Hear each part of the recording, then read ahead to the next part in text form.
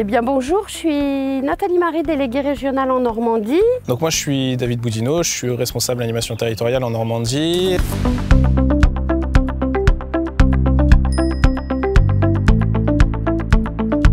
L'idée de l'EVS, c'est de redonner le pouvoir d'action aux habitants.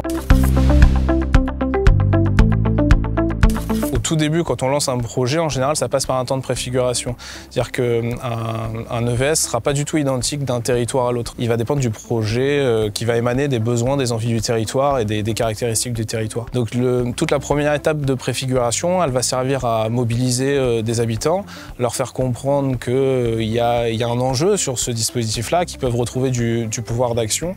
Donc ça peut passer par tout un système d'activités, par des temps de rencontres, par des temps de regroupement, des temps d'échange, de discussion. Une étape après importante, c'est la construction de comités de pilotage, de comités de gouvernance, de comités d'habitants qui vont accompagner les prises de décision, parce que finalement, c'est pas l'UFCV qui est décisionnaire de ces dispositifs-là, c'est ce comité de gouvernance qui est composé d'élus, d'habitants, de partenaires comme la CAF, qui vont donner les orientations après du projet. Encore une fois, nous, on fait que l'accompagner. Et puis après, l'accompagnateur, enfin le coordinateur de l'espace de vie sociale, dans le cadre de ce qui est mis en place par le comité de gouvernance et des groupes actions, il vient soutenir, rencontrer les gens, communiquer autour des actions. Il y a eu un groupement de seniors qui s'est retrouvé autour d'un projet couture parce qu'elles aimaient bien, donc elles étaient 3 ou 4, elles se sont liées autour d'un projet, elles se sont rencontrées, puis ça a grandi un petit peu, et puis elles se sont donné un nom, donc le groupement s'appelle La Cousette maintenant. Elles se sont fabriquées elles ont cousu des tenues pour être repérables des autres, elles ont commencé à créer des actions d'autofinancement, maintenant elles ont organisé une friperie, et là, dans le genre de projet un peu sympa sur les prochaines années, enfin sur les prochains mois, là, elles sont en train d'essayer d'organiser un voyage à Barcelone, parce qu'à Barcelone, il y a le plus grand marché européen de tissus,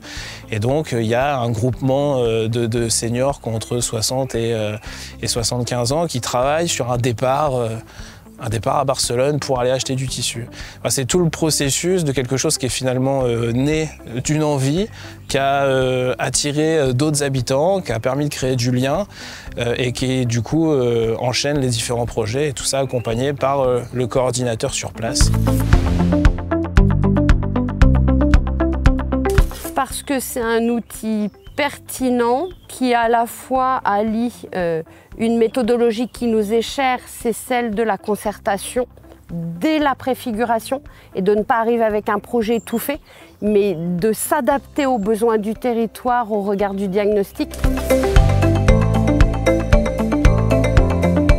La première raison, c'est que dans son projet associatif, l'UFCV a la forte intention de redonner une place politique au sens noble du terme à tous les citoyens sur les territoires, et qu'on a un vrai savoir-faire en animation territoriale, ce qui fait de nous un interlocuteur identifié et privilégié par les politiques, par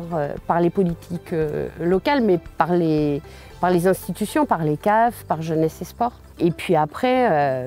voilà, développer nos projets d'animation de territoire à l'échelle d'un public très large. Je pense que c'est ce qui fait notre raison d'être, ce qui fait la passion de notre métier, de se sentir utile, d'accompagner les gens. Enfin, je pense que ce qui est intéressant à savoir, c'est qu'en complément des EVS, qui sont la première pierre à l'édifice sur ces espaces de collaboration,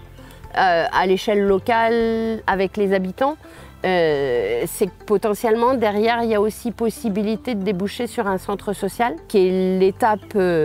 encore au-dessus,